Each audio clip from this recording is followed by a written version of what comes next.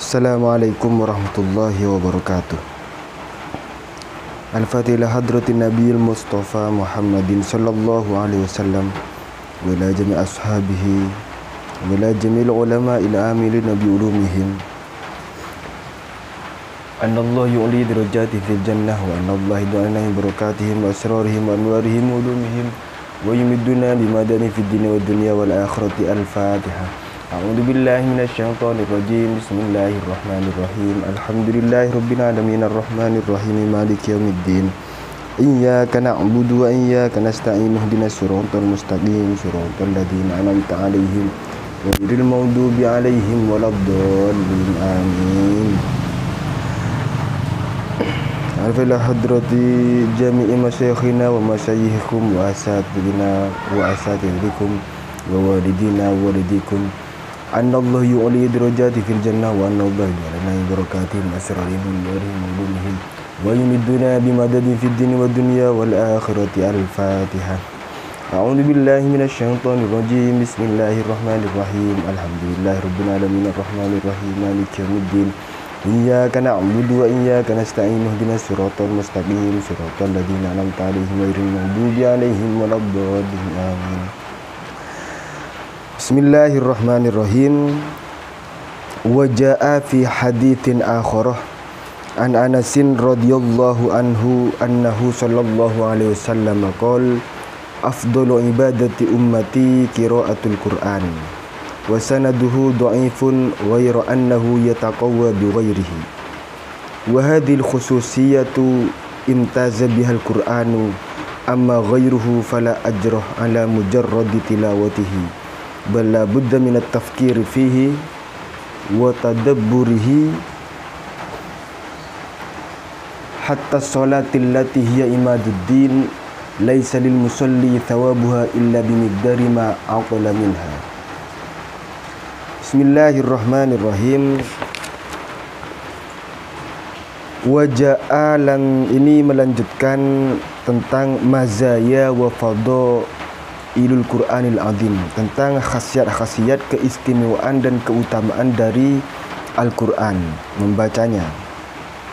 Di sebelumnya telah dijelaskan bahwa Quran itu per hurufnya memiliki satu kebaikan, yang mana satu kebaikan itu didabelkan lagi, dilipat gandakan lagi oleh Allah Subhanahu wa taala menjadi 10 kebaikan per huruf, bukan per lafaz, bukan per kalimat. Itu salah satu daripada keutamaan membaca Al-Quran. Di sini ada keterangan lanjutan, waja'a lan taqqa fi hadisin ing dalam hadis akhara kang liya an Anasin saking sahabat Anas radhiyallahu anhu. Ada hadis lain yang diriwayatkan oleh sahabat Anas, annahu opo fa'il daripada ja'a, annahu opo saduri Nabi sallallahu alaihi wasallam qala ikudahu sinten Nabi afdalu ibadati ummati qiraatul Qur'an. Afdalu ibadati ummati utawi luwih utamane ibadai umat ingsun. Afdalu ibadati ummati utawi luwih utamane ibadah umat ingsun qiraatul Qur'ani iku maca Al-Qur'an. Ada hadis lain yang diriwayatkan oleh sahabat Anas radhiyallahu anhu. Beliau bersabda bahwa paling utamanya ibadah umatku, dauhnya Rasulullah sallallahu alaihi wasallam, adalah membaca Al-Qur'an. Karena memang membaca Al-Qur'an itu merupakan membaca kalamullah yang di sana terdapat zikrullah, dan di sana juga satu huruf ada satu pahala, yang mana pahalanya itu dilipat gandakan menjadi 10 pahala. Bahkan di salah satu keterangan dijelaskan bahwa ada salah satu keterangan begini,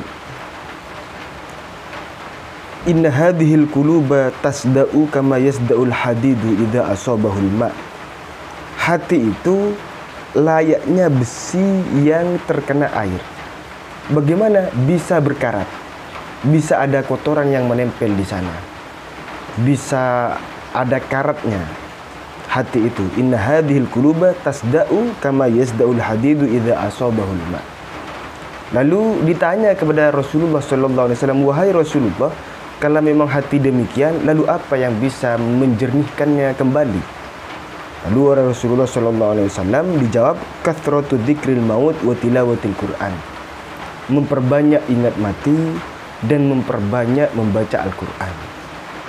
Jadi memang membaca Al-Quran itu salah satu faedahnya adalah menghilangkan, membersihkan hati daripada kotoran-kotoran yang menjadi penyebab berkaratnya. Bahkan di kitab Abu Faraj telah dijelaskan salah satu faedah daripada membaca Al-Quran itu adalah rumah yang Al-Quran dibaca istiqomah di sana, malaikat akan selalu hadir. Kalau sudah malaikat hadir di rumah yang dibaca Al-Quran, berarti rumah itu akan barokah. Yang terasa sempit, maka rumah itu akan sepertinya seakan-akan rumah itu akan terasa luas, akan lapang. Kadang kan ini masalah ketenangan hati, masalah kelapangan hati, masalah luasnya hati. Rumah yang dibaca Al-Quran di sana, maka yang menempati rumah itu akan diberi kelapangan hati, keluasan hati, tidak ada sumpek, tidak ada rupek, akan selalu merasa luas meskipun rumahnya kecil, apalagi rumahnya besar. Belum tentu rumah yang besar, rumah yang mewah akan memberikan kelapangan hati kepada yang menghuninya. Belum tentu memberikan kegembiraan hati kepada yang menghuninya. Belum tentu orang yang menghuninya merasakan luas juga sebagaimana luasnya rumah yang telah ditempati. Jadi luasnya, merasa luas, merasa bahagia, itu tergantung hatinya orang yang menempati. Di mana didapatkan luasnya hati itu, kebahagiaan itu, kejembaran itu, dengan cara memperbanyak rumah itu dibacai Al-Quran. Itu salah satu daripada faedah membaca Al-Quran. Di samping itu memang membaca Al-Quran itu adalah obat hati. Coba antum ketika sumpek, antum ketika kayaknya ruwet, antum kayaknya tidak tentram hati itu, baca Al-Quran. Antum buktikan sendiri bagaimana antum merasakan efeknya kepada ketenangan hati, ketentraman jiwa. Apalagi antum bisa mengistiqomahkan membaca Al-Quran itu di rumah antum, akan memberikan syafaat kepada kedua orang tua, akan memberikan penyebaran kepada keluarga yang lain, di mana Al-Quran dibaca di rumah itu. Makanya sampai ada hadis, afdhul ibadati ummati qiraatul Quran. Paling utamanya ibadah umatku, kata Rasulullah, adalah membaca Al-Quran. Kenapa? Karena dengan membaca Al-Quran, ketika kita sudah mendapatkan kelapangan hati, maka untuk melakukan kebaikan yang lain itu sangat mudah. Untuk khusyuk di solat sangat mudah. Untuk mengerjakan kebaikan yang lain sangat mudah. Seperti itu. Memang keterangan selanjutnya, wasanaduhu dhaifun wa yara annahu yataqawwa biwairihi. Wasanaduhu utawi sanate hadis dhaifun iku lemah.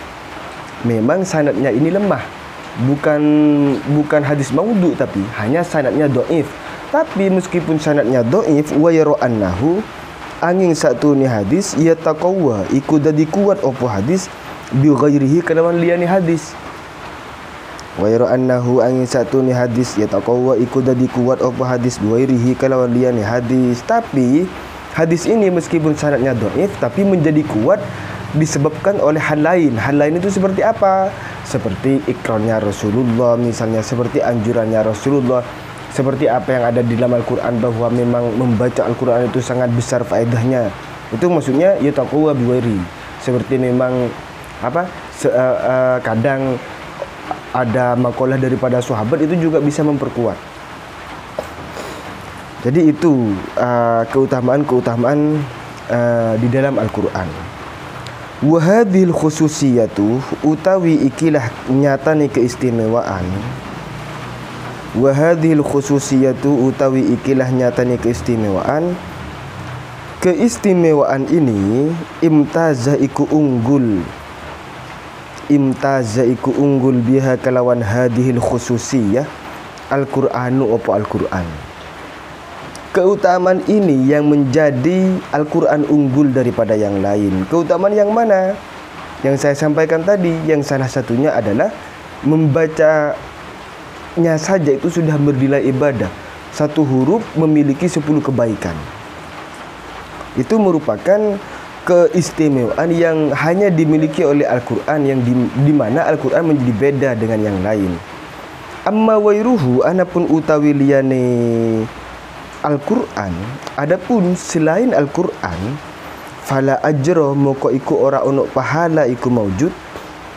Fala ajra moko iku ora ono pahala iku maujud ala mujarradi tilawatihi ing atase melulune maca wairihi.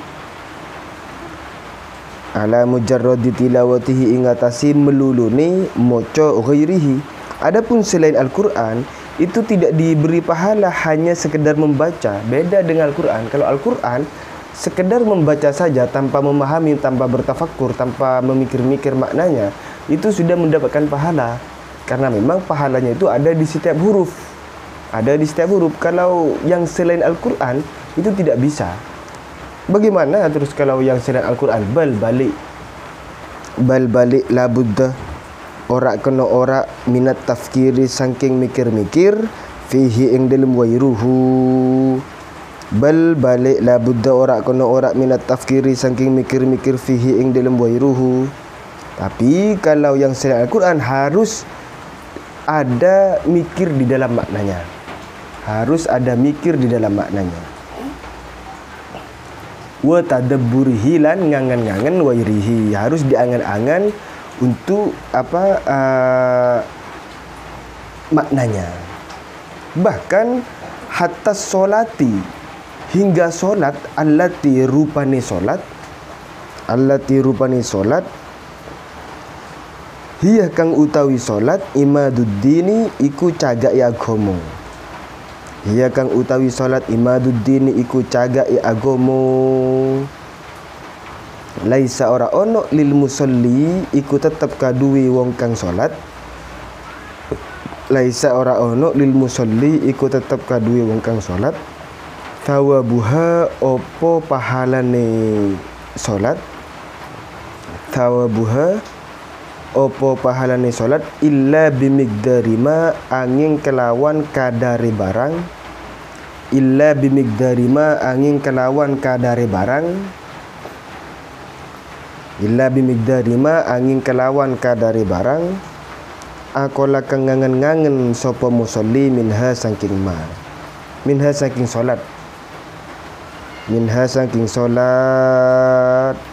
Kalau yang lain selain daripada Al-Quran itu harus untuk mendapatkan pahala, seperti zikir atau yang lain, untuk mendapatkan pahala itu harus memikirkan makna dan artinya baru mendapatkan pahala. Sampai sholat pun itu orang yang sholat tidak akan mendapatkan pahala daripada sholat kecuali pahalanya masa atau waktu di mana dia berangan atau khusyuk saat itu. Misalnya sholat 4 rakaat, maka selama 4 rakaat itu di mana dia yang khusyuk, maka dengan kadar itu saja dia diberi pahala. Kalau misalnya di rakaat kedua saja yang khusyuk, maka di rakaat kedua saja dia akan diberi pahala. Ini berbicara pahala ya, bukan berbicara menggugurkan kewajiban. Orang yang sholat itu kan wajib. Untuk menggugurkan kewajibannya, dia harus sholat 5 waktu. Itu masalah agar terbebas dari tuntutan kewajiban. Tapi kalau masalah pahalanya, maka pahalanya itu oleh Allah diberi ala kadar di mana dia bisa khusyuk di dalam sholat itu. Seperti itu. Itu kalau selain Al-Quran. Kalau Al-Quran tidak. Tanpa seperti itu sudah diberi pahala, sudah diberi ketenangan oleh Allah Subhanahu wa taala. Makanya afdhalu ibadati ummati qiraatul Quran. Sampai Rasulullah bersabda bahwa lebih utamanya ibadah umatku, kata Rasulullah, adalah membaca Al-Quran. Karena efeknya akan berimbas kepada ibadah-ibadah yang lain, memberikan ketenangan kepada ibadah-ibadah yang lain, sehingga dia bisa khusyuk bisa memperbanyak pahala yang didapat dari sholatnya. Seperti itu. Syafaatul Qur'ani li ahlihi. Syafaatul Qur'ani, syafaati Qur'an li ahlihi maring ahli Qur'an. Li ahlihi maring ahli ni Qur'an, syafaat dari Quran kepada ahlinya. Rawa Ibnu Majah bi isnadin sahihin anin Nabi sallallahu alaihi wasallam qol yaji'ul Qur'anu yaumal qiyamati karrajuli syahibi. Itu ada yang kurang ya, bukan syahib, kurang hak, kurang huruf hak di sana. Yaji'ul Qur'anu yaumal qiyamati karrajuli syahibi fayaqulu hal ta'rifuni ana alladhi ashartu laylaka wa adma'tu naharaka. Rawa ngriwayataken Ibnu Majah, sinten Ibnu Majah bi isnadin kalawan isnad sahihin kang sahih, bi isnadin kalawan isnad sahihin kang sahih anin Nabi sallallahu alaihi wasallam, saking Nabi Muhammad sallallahu alaihi wasallam, qalah dawu sinten Nabi, yaji'uh teko Al-Qur'anu opo Al-Qur'an, yaji'u teko Al-Qur'anu opo Al-Qur'an yaumal qiyamati ing dalem dina kiamat, yaumal qiyamati ing dalem dina kiamat. Al-Qur'an di hari kiamat akan datang kepada kita karrojuli hale koyok wong lanang, karrojuli hale koyok wong lanang asyahibi kang pucat, asyahibi kang pucat. Nanti di hari kiamat Al-Quran akan datang kepada kita dalam keadaan seperti orang laki-laki yang pucat, tubuhnya pucat, kayak capek begitu. Fayaqulu nuli ngucap sopo Quran, fayaqulu nuli ngucap sopo Quran, hal ta'rifu, hal ta'rifu ono to weruh sopo siro ni ing ingsun. Hal ta'rifu ono to weruh sapa sira ni ing ingsun. Hal ta'rifu ono to weruh sapa sira ni ing ingsun. Apakah kamu tahu kepada saya? Itu kan berkata begitu Al-Quran nanti kepada kita. Jadi Al-Quran itu nanti di hari kiamat akan datang kepada kita. Kayaknya Quran itu berwujud seperti seseorang yang pucat. Lalu Quran itu berkata kepada kita, apakah kamu mengetahui saya, mengenali saya? Ana utawi ingsun alladzi iku perkara, ana utawi ingsun alladzi iku perkara ashartu kang nangiaken sapa ingsun lailaka ing bengene sira wa admatu lan ngelakaken sapa ingsun naharaka ing awane sira. Ana utawi ingsun alladzi iku perkara ashartu kang nangiaken sapa ingsun lailaka ing bengine sira wa admatu lan ngelakaken sapa ingsun naharaka ing awane sira. Jadi nanti di hari kiamat Al-Quran itu akan mendatangi kita. Seakan Al-Quran itu berwujud sebagaimana orang yang pucat. Lalu dia berkata kepada kita, hei, apakah kamu mengenaliku? Saya loh, sesuatu yang membuat kamu bangun di malam hari, dan sesuatu yang membuat kamu haus di siang hari. Maksudnya bagaimana? Nanti begini, di hari kiamat, di akhirat itu nanti semua jawarih kita, semua anggota kita itu kan menjadi bukti terhadap amal kebaikan kita yang ada di dunia. Juga pun akan menjadi bukti terhadap, naudzubillah, semoga kita tidak, kemaksiatan yang telah dilakukan kita. Jadi jawarih kita, anggota tubuh kita ini akan membuktikan sendiri kepada Allah. Meskipun mulut kita mau berbohong, hati kita mau berbohong, tidak bisa. Karena yang akan berbicara, melapor kepada Allah Subhanahu wa taala itu anggota tubuh kita. Mata akan melapor, mulut akan melapor, tangan akan melapor, kaki akan melapor. Akan menjadi bukti daripada amaliyah-amaliyah kita saat ada di dunia. Ada jawarih lain, hal lain, anggota lain yang juga menjadi bukti kepada kita. Nampakkan kepada Allah Subhanahu wa taala.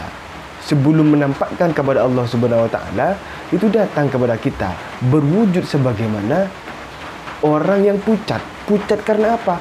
Karena telah lelah di dunia. Jadi Al-Quran datang kepada kita dalam keadaan orang pucat itu ingin membuktikan kepada Allah bahwa dia sudah dipakai. Dia sudah dipakai sampai lemes, sampai lesu ketika di dunia. Al-Quran itu telah dibaca berulang-ulang. Namanya orang capek itu berarti kan, orang pucat atau orang capek itu berarti kan sebelumnya sudah melakukan sesuatu hal, sudah melakukan sesuatu yang melelahkan, sehingga dia datang dalam keadaan pucat itu membuktikan kepada Allah Subhanahu wa taala bahwa dia sudah dibaca oleh orang ini ketika ada di dunia. Beda misalnya dia datang dalam keadaan segar, dalam keadaan sehat, gak pucat, itu berarti gak dipakai sama sekali, sehingga tidak bisa membuktikan kepada Allah Subhanahu wa taala bahwa dia dipakai betul ketika di dunia. Sehingga Al-Quran datang kepada kita nanti di akhir itu dalam keadaan pucat. Pucatnya karena malam-malam sering dibaca oleh kita semua. Jadi Al-Quran sendiri ingin membuktikan, ingin bersaksi kepada Allah Subhanahu wa taala bahwa kita ini adalah ahlul Quran, seperti itu. Makanya datangnya dalam keadaan pucat karena ingin membuktikan, ini lo Allah, saya sampai pucat dibaca oleh orang ini, begitu. Ini lo Allah, saya sampai pucat karena dibaca di siang hari, sampai orang ini berpuasa dan menahan haus ketika di siang hari sambil membaca saya, seperti itu. Itu hebatnya Al-Quran, akan menjadi bukti, akan menjadi saksi kepada kita nanti di akhirat, di hadapan Allah, selain jawarih kita yang juga akan menjadi saksi. Seperti itu. Itu maksud daripada hadis yaji'ul Qur'anu yawmal qiyamah karrajuli syahib fayaqulu hal ta'rifuni ana alladhi ashartu lailaka wa adma'tu naharaka.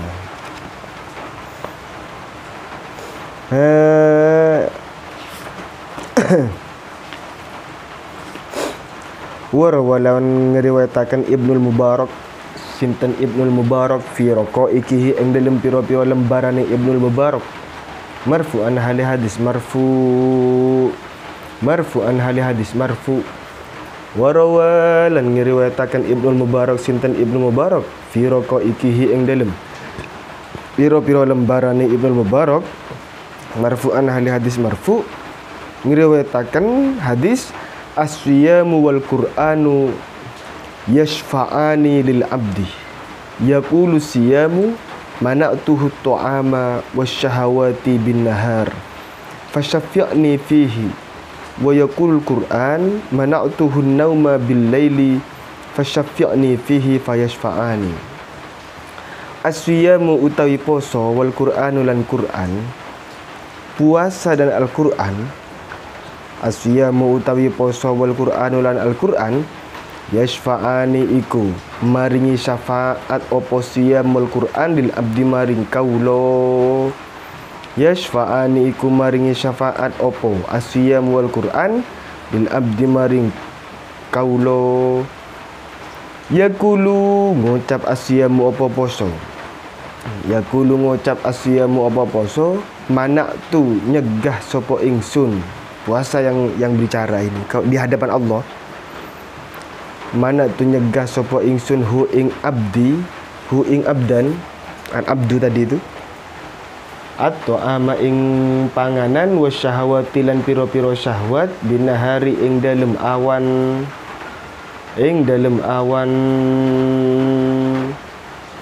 fasyafi' moko maringono syafaat jenengan ni ing ingsun, fasyafi' moko maringono man syafaat sinten jenengan ni ing ingsun, Fasyafi moko maringono syafaat sinten jenengan ni ingsun fihi ing dalam al-abdi, fihi ing dalam al-abdi, fihi ing dalam al-abdi. Wa yaqulu lan ngucap al-Qur'anu sapa al-Qur'an, opo al-Qur'an ya. Wa yaqulu lan ngucap al-Qur'anu opo al-Qur'an, mana tu nyegah sapa ingsun hu ing abdi, mana tu nyegah sapa ingsun hu ing abdi. An-nauma ing turu bilaili ing dalam waktu bengi, bilaili ing dalam waktu bengi. Fasaffi' moko maringono syafaat sinten jenengan ni ing ingsun fihi ing dalam abdi. Fasaffi' moko maringono syafaat sinten jenengan ni ing ingsun fihi ing dalam al-abdi. Fasaffi' moko maringono syafaat sinten jenengan ni ingsun fihi ing dalam al-abdi. Fayashfa'ani nuli nyafaati opo asyamul Qur'an.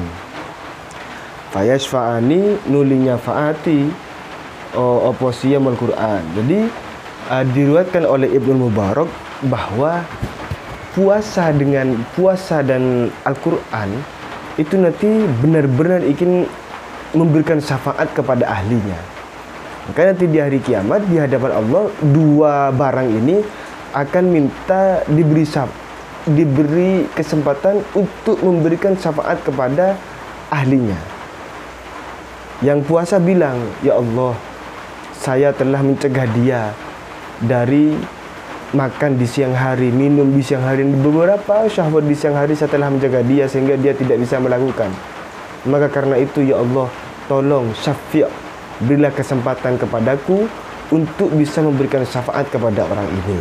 Yang puasa bilang seperti itu. Yang Al-Quran pun juga bilang seperti itu. Ya Allah, di malam hari saya telah mencegah orang ini dari mengerjakan hal lain. Saya telah menarik orang ini untuk membacaku sehingga dia di malam hari tidak tidur. Maka fasyafi', maka tolonglah berikan, saya mohon berikan kesempatan agar saya bisa memberikan syafaat kepada orang ini. Sehingga kedua barang ini yang mulia ini, puasa dengan Al-Quran itu yashfa'an, sama-sama memberikan syafaat kepada ahlinya. Jadi ketika ada orang ahli puasa juga ahli membaca Al-Quran, maka orang ini akan menerima dua syafaat. Satu, dan syafaat itu bagaimana? Syafaat itu maksudnya, syafaat itu maksudnya nanti yang akan mengangkis kita dari ketergelinciran ke api neraka. Karena nanti di akhirat, naudzubillah, semua orang itu sangat berpotensi untuk tergelincir di api neraka. Semua orang akan punya berpotensi untuk itu. Naudzubillah, semoga kita semuanya diselamatkan oleh Allah Subhanahu wa taala dari api neraka. Semoga semuanya kita ini yang ada di Majlis Salat Aswaja ini, dan secara khusus secara umum semuanya umat Islam bisa masuk surga bighairi hisab. Bighairi hisab. Yang bisa menyelamatkan adalah hal-hal yang bisa memberikan syafaat. Syafaat itu pertolongan terjemahnya. Siapa saja itu yang ntar masih adzan. Allahu Akbar, Allahu Akbar.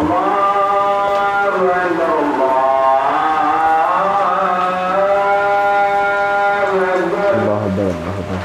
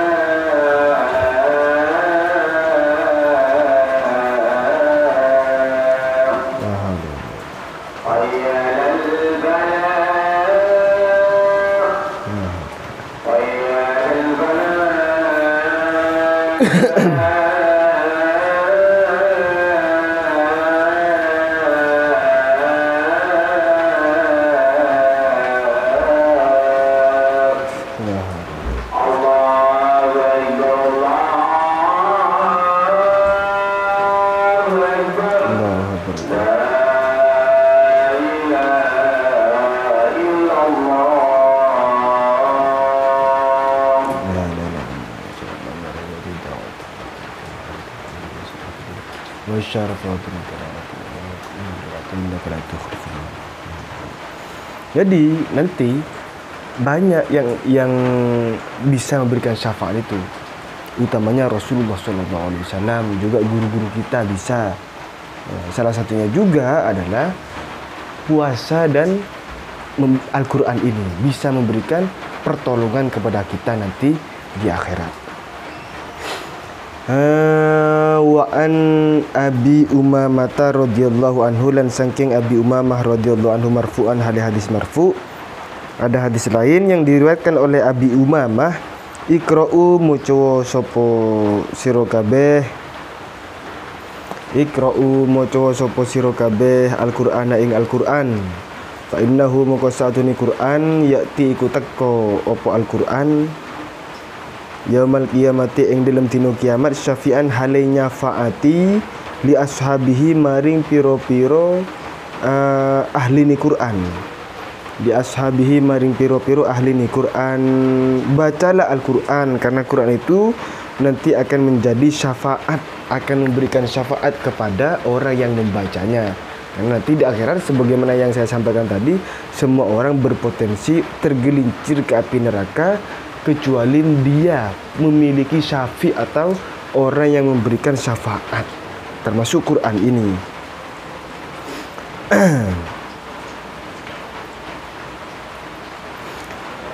Rawahu ngeriwayatakan hu yang hadis Muslimun sinten Imam Muslim. Terakhir, wa an Jabir radhiyallahu anhu, lan saking sahabat Jabir radhiyallahu anhu marfu'an, hadis marfu'. Juga ada hadis yang diriwayatkan oleh sahabat Jabir, Al-Qur'anu utawi Qur'an syafi'un iku maringi syafaat, musyafa'an tur den jalui syafaat. Al-Qur'anu utawi Qur'an syafi'un iku maringi syafaat, musyafa'un tur den jalui syafaat. Wa mahilun tur dadi saksi, wa mahilun lan dadi saksi, wa mahilun lan dadi saksi, musaddaqun kang den beneraken, musaddaqun kang den beneraken, man utawi sapane wong ja'ala iku dadiaken sapa man hu ing Qur'an, man utawi sapane wong ja'ala iku dadiaken sapa man hu ing Qur'an, amamahu ing dalem ngarepi man, amamahu ing dalem ngarepi man, qadah moko giring apa Qur'an hu ing man, qadah moko giring apa Qur'an hu ing man ilal jannati maring surga.